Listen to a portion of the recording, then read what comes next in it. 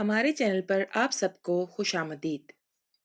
अगर आपने अभी तक हमारे चैनल को सब्सक्राइब नहीं किया तो जल्दी से कर लीजिए और बेल आइकन बटन को प्रेस कर दीजिए ताकि हमारी तमाम नई आने वाली वीडियोस आपको टाइमली मिल सकें।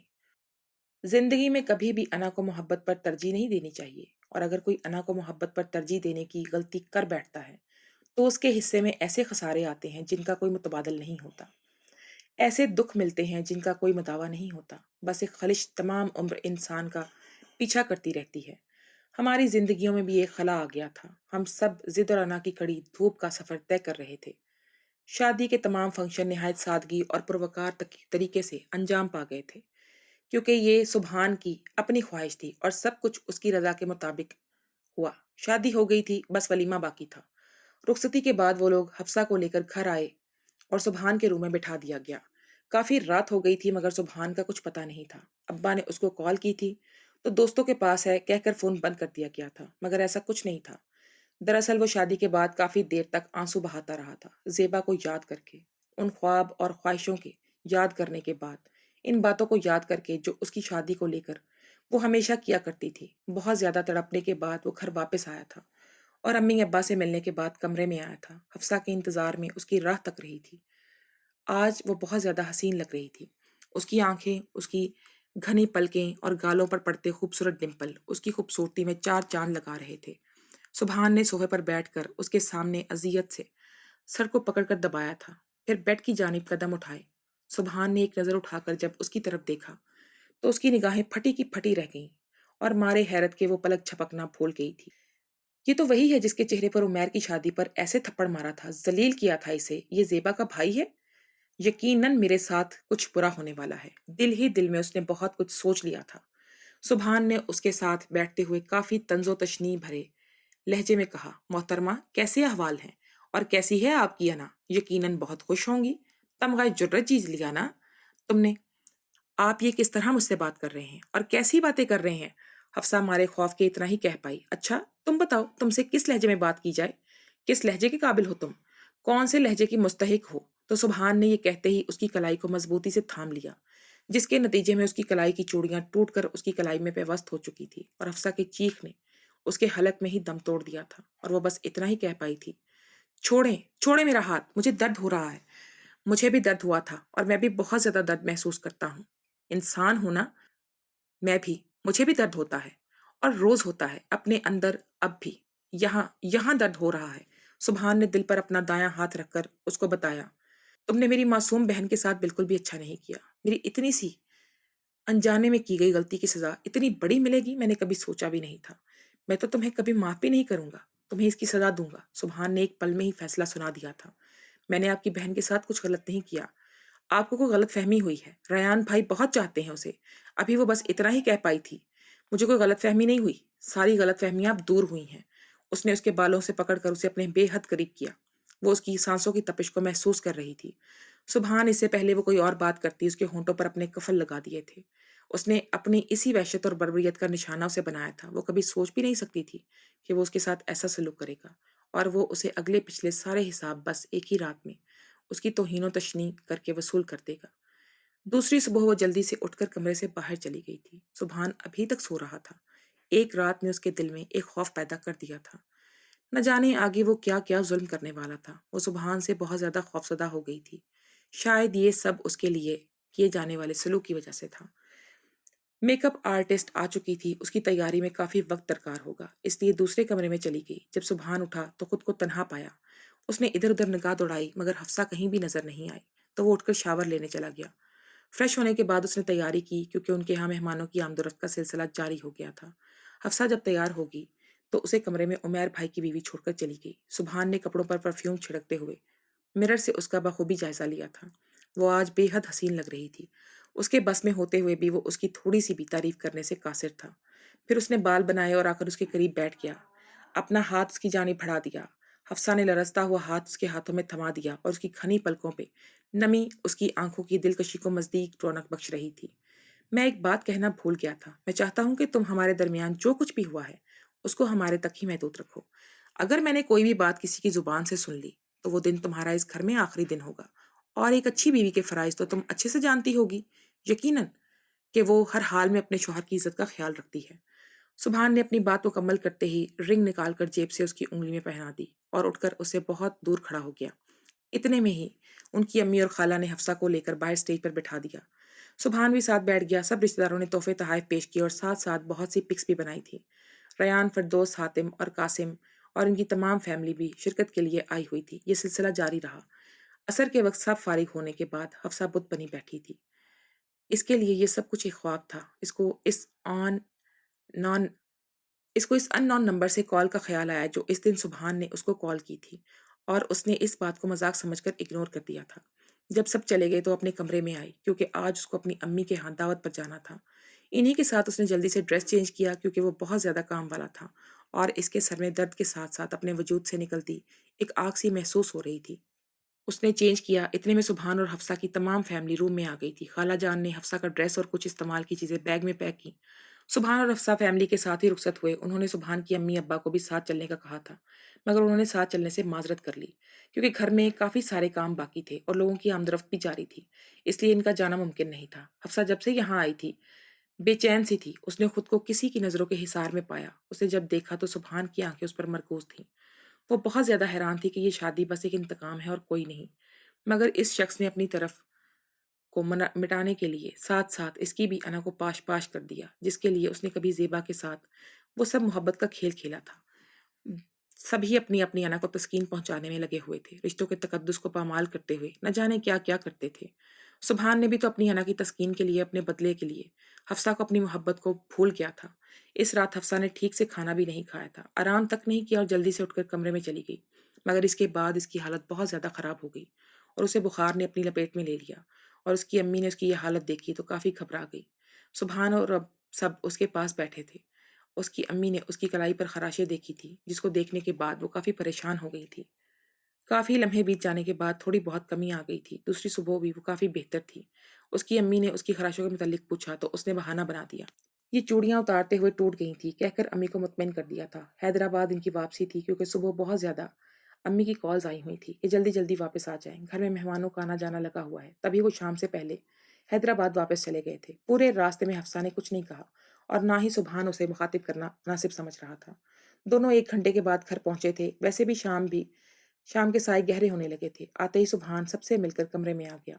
حفصہ نے روم میں آتے ہی ڈریسنگ کے سامنے جا کر اپنی تمام جویلری اتار کر باکس میں رکھی اور وہ مرر سے سبحان کو بہت غور سے دیکھ رہی تھی، جس کی سیاہ گھنے بالوں اور آنکھوں کی وجہ سے ایک کشش سی تھی اس انسان میں کہ اس کے اس قدر گھٹیا سلوک کرنے کے باوجود بھی اس کو دیکھنے پر وہ مجبور ہو رہی تھی۔ وہ بیڈ پر بیٹھا لیپ ٹاپ پر کام میں مصروف تھا۔ سبحان کے پاس بس 4 دن 5 دن ہی تھے، اس کے بعد اس کی واپسی تھی۔ آج اس نے حفصہ سے بالکل ہی بے نیازی برتی تھی۔ شاید اس کی طبیعت خرابی کے باعث یا وہ ڈر گیا تھا کہ وہ کہیں اسے کھو نہ دے۔ حفصہ نے رات کا کھانا نہیں کھایا تھا کیونکہ اس کا جی نہیں چاہ رہا تھا اور طبیعت ناساز ہونے کی صورت میں وہ جلدی ہی سو گئی تھی۔ رات کے پچھلے پہر جب اس کی آنکھ کھلی تھی تو اس نے دیکھا کہ سبحان صوفے پر ہی سو گیا تھا، مگر ٹھنڈ کے باعث سکڑا پڑا تھا۔ وہ اٹھی اور اس پر اپنی گرم شال اڑا کر پلٹنے ہی لگی تھی کہ اس نے اپنے ہاتھ کو پکڑ لیا تھا۔ مجھے چھوڑ کر مجھ سے دور مت جاؤ، بہت محبت کرتا ہوں میں تم سے، بہت اکیلا ہوں میں حفصہ۔ اس کے نیند میں ہونے والے الفاظ کسی خنجر کی طرح اس کے دل پر لگے تھے۔ اس نے اس کے ہاتھ سے اپنا ہاتھ چھڑا لیا تھا اور بیڈ پر آ کر لیٹ گئی تھی۔ اس کو پچھلی سب باتیں یاد آنے لگیں، کسی فلم کی کہانی کی طرح سب کچھ دکھائی دینے لگا۔ اس نے آج پہلی مرتبہ خود کو اس سارے معاملے میں قصوروار قرار دیتے ہوئے سبحان کی نفرت اور سزا کو برحق سمجھا تھا۔ آج ریان پھر حیدرآباد آیا تھا، خاص طور پر زیبا کی قبر پر فاتحہ پڑھنے اور اسے ہر بار کی طرح ڈھیر ساری باتیں کرنے۔ غرض سے اس نے فاتحہ پڑھی اور پھر اس سے بہت ساری باتیں کی اور پھر یہ بھی بتایا کہ اس کو ایک اچھی کمپنی نے جاب دی ہے۔ اتنے میں قبرستان کے قریب جھگی میں رہنے والے بابا جی ادھر آ گئے۔ اس نے آتے ہی ریان کو سلام کیا اور اس کے پاس زمین پر بیٹھ گئے۔ ریان ان کے سوال کا جواب دے کر دل سے دیا اور اپنی نم آنکھوں کو صاف کر دیا۔ پتر، بہت عرصے بعد تجھے دیکھ رہا ہوں۔ یہاں آتے اور اس قبر پر پھول سجاتے، گھنٹوں تک بیٹھ کر اس قبر سے باتیں کرتے، یہ سب کیا ہے؟ کون ہے یہ؟ بہت دفعہ سوچا کر پوچھوں گا مگر پوچھ نہیں سکا۔ بابا جی نے سوال کیا۔ میں جس سے محبت کرتا ہوں بابا جی، یہ اس کی قبر ہے۔ آپ اور سب دنیا والوں کو یہ محض ایک قبر لگتی ہے، مگر اس قبر کے ساتھ ہی میری پوری زندگی جڑی ہے۔ میں اب بھی یہاں آتا ہوں، محبت نبھا رہا ہوں۔ سنیان میں وضاحت دی۔ وہ پتھر مٹی کے ڈھیر سے کیسی محبت، سب خاک ہے، سب کو مٹی میں مل جانا ہے۔ سوچو اس کو کتنی اذیت ہوتی ہوگی جب تم آ کر اتنا روتے ہو، اور کب تک روتے رہو گے؟ घंटों तक इस मिट्टी के ढेर से बातें करते हो। अगर ये सब सुन पाते, तो पूरी दुनिया के लोग कब्रिस्तान में बसेरा कर लेते। तुम मजनू से मजनू बनते जा रहे, क्या समझते हैं? बाबा जी ने उसको समझाने के लिए जो कहा था, वो कह दिया था। रयान को उनकी बातों से सोचने पर मजबूर कर दिया था। वो वापस आ गया और हफ्सा से मिलने उसके घर आया। हफ्सा और उस सब से मिलकर बहुत खुश हुआ, मगर सुबहान ने कुछ खास उससे बात नहीं की और बाहर निकल गया था। आज सुबहान की वापसी थी और उसे पैकिंग वगैरह की और जल्दी घर निकलना था। उसे बहुत तवील सफ़र तय करना था। वो जाते हुए अपनी अम्मी अब्बा से मिला था, मगर हफ्सा से उसने कोई बात नहीं की थी, ना ही कोई हिदायत दी थी। शादी के बाद उसने अपने रवैये से जहाँ तक मुतमिन था, उसको तकलीफ पहुंचाई थी। इसके साथ तरह-तरह का बुरा सलूक किया था कि कभी सिगरेट नोशी के दौरान सिगरेट से उसका हाथ जला दिया, कभी तंज़ तशनी का मुज़ाहरा करना, कभी उसको अपनी वहशत और बर्बरियत का निशाना बनाना, कभी उसके दिल पर तंज़ के तीर चलाकर उसे ज़लील-ओ-ख़वार करना और कभी-कभी अपनी नफ़रत की आड़ में छुपे मोहब्बत भरे जज़्बात का नींद में इकरार करना। कभी नींद में उसका तकर्रुब पाना। वो चला गया था, मगर कमरे में और हफ्सा के दिल में एक ख़ास जगह छोड़ गया था। उसकी खुशबू उसकी सांसों में और उसके कमरे में छुपे-छुपे, चप्पे-चप्पे में थी। हर सुबह, हर शाम वो अपने मोबाइल फ़ोन को देखती। शायद उसने कोई मैसेज किया हो, मगर कोई भी मैसेज नहीं आता था। सुबहान अम्मी-अब्बा से बातचीत करता रहता था और वो जब भी हफ्सा से बात करने का कहते, तो ये कहकर टाल-मटोल कर देता कि उसकी बात होती है, इस नंबर पर या फिर बाद में बात करूँगा, सर बुला रहे हैं, वगैरह-वगैरह। और जब भी वो हफ्सा से पूछते, तो कहती कि मेरी बात तो हुई है। इस सारे अरसे में हफ्सा को इस इंसान की बेइंतहा याद आती थी और इसकी नफ़रत बेमायनी लगती थी, मगर उसका नींद में किए जाने वाला इज़हार मोहब्बत उसकी सच्चाई और गहराई को बयान कर देता था। तेरी कुर्बत के सभी अक्स मेरे कैदी है। तूने ए जाने पसे मज़दा तूने ए जाने पसे मज़गा कभी देखा ही ना था। 3 माह होने को थे। इस दौरान उसकी तबीयत काफ़ी दिन खराब भी रही थी, मगर इस इंसान ने उसका हाल तक नहीं पूछा था, ना ही खबर ली थी। हफ्सा को उसकी तलब महसूस होती, मगर वो खुद भी नहीं करती, क्योंकि उसने उससे बात ना करने का फैसला इसलिए भी किया था, शायद तन्हाई उसे याद दिलाए मैं उसकी कौन हूँ। अना के खौफ से, ए काश हम दोनों निकल आते, मैं तेरे रूबरू होता, तू मेरे रूबरू होता। हफ्सा को इस इंसान से ख़ास किस्म की मोहब्बत हो गई थी। वो उसकी चीज़ों को देखती थी और उसकी तमाम तस्वीर को तकरीबन देखते-देखते हर रात सो जाया करती थी। इस अरसे में उसने अम्मी-अब्बा का बहुत ख़्याल रखा था और ज़ेबा के रोते हुए और ज़ेबा की याद में उनके बहते हुए आँसुओं को अपने अंदर महसूस किया था। उसने अपने इस गुनाह की अल्लाह ताला से बहुत ज़्यादा माफ़ी माँगी थी। कई रातें उसने यही सोचते हुए गुज़ारी थी कि हफ्सा कितनी ज़ालिम थी, जिससे ज़ेबा जैसी मासूम लड़की की ज़िंदगी तबाह कर दी, उसकी मौत की वजह बन गई। उसके ज़मीर ने उसको झंझोड़ा था और ये एहसास दिलाया कि एक माँ की आँसुओं ने दिलाया था। और ये एहसास एक माँ के आँसुओं ने उसे दिलाया था, क्योंकि अब खुद भी वो ये रुतबा पाने वाली थी। वो महसूस कर सकती थी, एक माँ अपनी औलाद से कितनी मोहब्बत होती है और मोहब्बत कितनी बेलौस होती है। उसने सोच लिया था कि सुबहान से ज़रूर माफ़ी माँगेगी। सुबहान को यहाँ आए तकरीबन 4 माह हो गए थे। ऐसे में वो कौन-सा दिन या रात या पल था, जिसमें उसको हफ्सा का ख़्याल नहीं आया था, उसकी याद नहीं आई थी। हज़ारों दफ़ा उसके लिए स्क्रीन पर उसका नंबर डायल करके मिटा दिया था, मगर अपनी अना की तस्कीन के लिए उसे मुकम्मल बेनियाज़ी बरती थी। ये सब जानने के बावजूद भी कि उनके यहाँ खुशखबरी है और एक खुशी है, जिसकी ख्वाहिश हर शादीशुदा जोड़े को शदीद होती है। वो मोहब्बत और अना की इस जंग में बुरी तरह उलझ गया। तलब जो हो भी, तो हम होंठ बंद रखते हैं। हम अना का अलम सर बुलंद रखते हैं। आज ना चाहते हुए भी सुबहान ने ज़ेबा की डायरी निकाली और पढ़ने लगा। चंद औराक पलटने के बाद आखिरी वाले सफ़ात के कुछ लाइनों पर उसने नज़रें गाड़ दी। मैंने भाई की आंखों में हफ्सा के लिए बहुत ज़्यादा मोहब्बत देखी है। रायान, मैं चाहती हूँ कि उनकी शादी हो जाए। फिर इस तरह हमारे रास्ते भी आसान हो जाएँगे। फिर तो मैं भाई से कह दूँगी ये सब कुछ रायान से कभी नहीं कहा था, मगर वो बदल जाएँगे। मैंने कभी सोचा भी नहीं था, मगर मेरी अब भी ये ख्वाहिश है, हफ्सा मेरी भाभी बने और मेरे भाई की मोहब्बत के आगे वो अपनी अना को बर्बाद और मेरे भाई की मोहब्बत के आगे वो अपनी अना को हार दे। मोहब्बत और अना की इस जंग में हमेशा मोहब्बत की जीत हो और मेरे भाई की मोहब्बत हफ्सा के दिल में इस कदर मज़बूती से कदम जमाए कि अना की मौत हो जाए। ये अना ही थी जिसने मुझे बुरा बना दिया, मगर मैं चाहती हूँ मोहब्बत जीते। कहाँ होती है मोहब्बत में अनाएँ? मिट्टी के लिए मिट्टी होना पड़ता है। इसको पढ़ने के बाद उसको अपनी आँखों तमाम उलझनों का जवाब मिल गया। ज़ेबा ने तो कभी चाहा ही नहीं था जो सुबहान ने किया। ज़ेबा हमेशा मोहब्बत को अना पर तरजीह देती थी। उसको इसी हफ्ते घर वापस जाना था। उसकी छुट्टी लिख दी गई थी। उसके लिए ये इंतज़ार बहुत मुश्किल था और चाहकर भी हफ्सा से बात नहीं कर सकता था। हफ्सा ने सोच लिया था कि वो सुबहान से अपनी मोहब्बत का इज़हार करेगी, क्योंकि उसको इस इंसान से मोहब्बत हो गई थी। आज अम्मी ने उसको बताया था कि सुबहान आज पहुँच जाएगा। उसने बहुत अच्छा ड्रेस पहना था और बालों को भी एक ख़ास किस्म से बाँध रखा था। कानों में टॉप्स पहने थे। اس تیاری کے ساتھ ساتھ اس نے امی سے پوچھ کر اس کی کچھ پسندیدہ کھانے بھی بنائے تھے۔ اس کو یہ چند گھنٹوں کا انتظار بہت مشکل لگ رہا تھا۔ اس کے لیے یہ سب کچھ بہت مشکل تھا۔ آخر اس کا انتظار ختم ہوا جب سبحان کے قدموں کی آہٹ گھر میں پڑی۔ اس نے اس قدر انتظار کے باوجود اس سے بے نیازی برتی تھی۔ وہ کمرے میں نہیں آئی تھی اور نہ ہی اس نے سبحان کا سامنا کیا تھا۔ رات کے کھانے اور تمام کام کرنے کے بعد وہ کمرے میں آئی تھی تو اس نے سبحان کو اپنا منتظر پایا تھا۔ اس نے کمبل نکالا اور سونے کے لیے بیڈ کی طرف بڑھی تھی کہ سبحان نے اس کے ہاتھ پکڑ لیے اور اس سے پہلے کہ وہ کوئی بات کرتی اس نے اس کو خود سے لگا لیا تھا۔ وہ جذبات کی روح میں پوری طرح بہہ چکا تھا۔ حفصہ نے بھی اسے گلے سے لگا کر تمام تڑپ کو آنسوؤں میں بہا دیا تھا۔ کافی لمحے گزر گئے، پھر اس نے کندھے سے پکڑ کر اسے بیڈ پر بٹھایا اور خود بھی اس کے ساتھ بیٹھ گیا۔ آج ساری باتیں آپ کو پہلے میری سننی ہوں گی، اس کے بعد آپ بولیں گے، حفصہ نے روتے ہوئے کہا۔ سبحان نے اس کے آنسو پونچھتے ہوئے سر کو ہاں میں ہلا دیا۔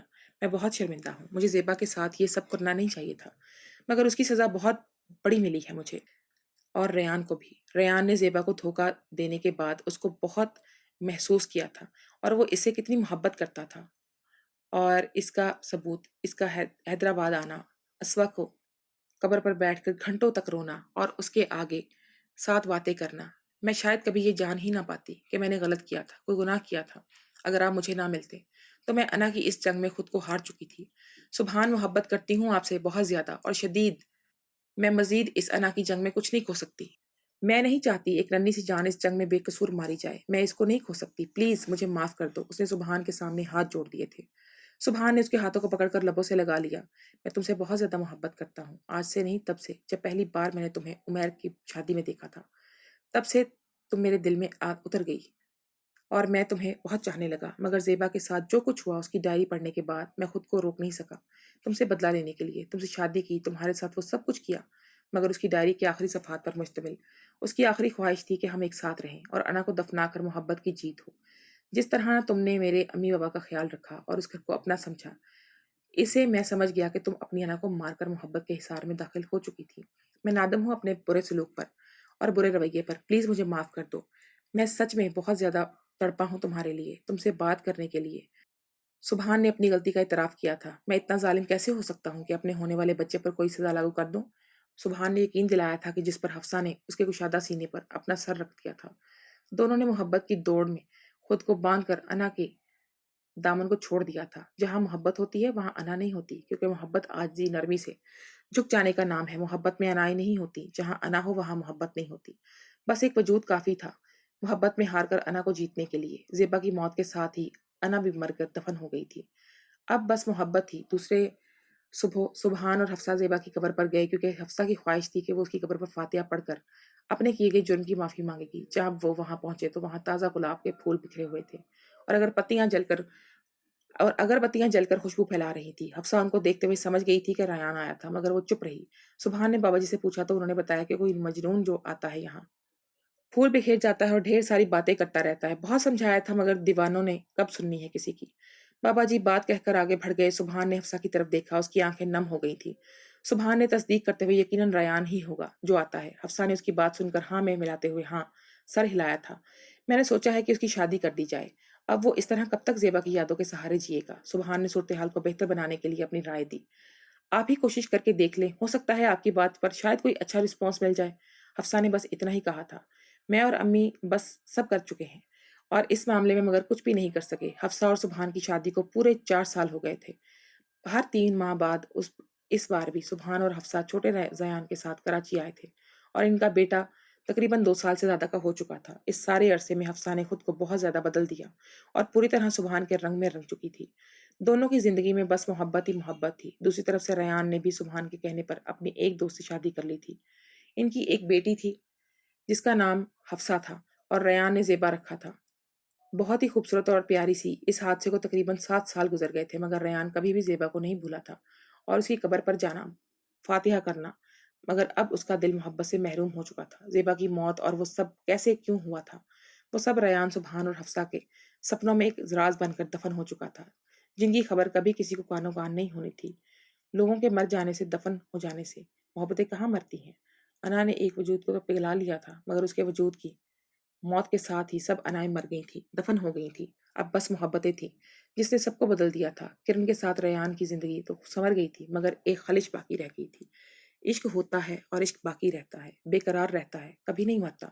اس کہانی میں یہ بات واضح کی گئی ہے کہ چھوٹی سی اس زندگی میں انا کیا کام کبھی بھی کوئی ریان انا کی تسکین کے لیے کسی زیبا کو نہ کھوئے۔ انا محبت میں نہیں ہوتی، ہوتے ہیں پھر وجود فنا جہاں آئے انا۔ میری محبت زندگی ہے چھوڑ کر دفن آنا۔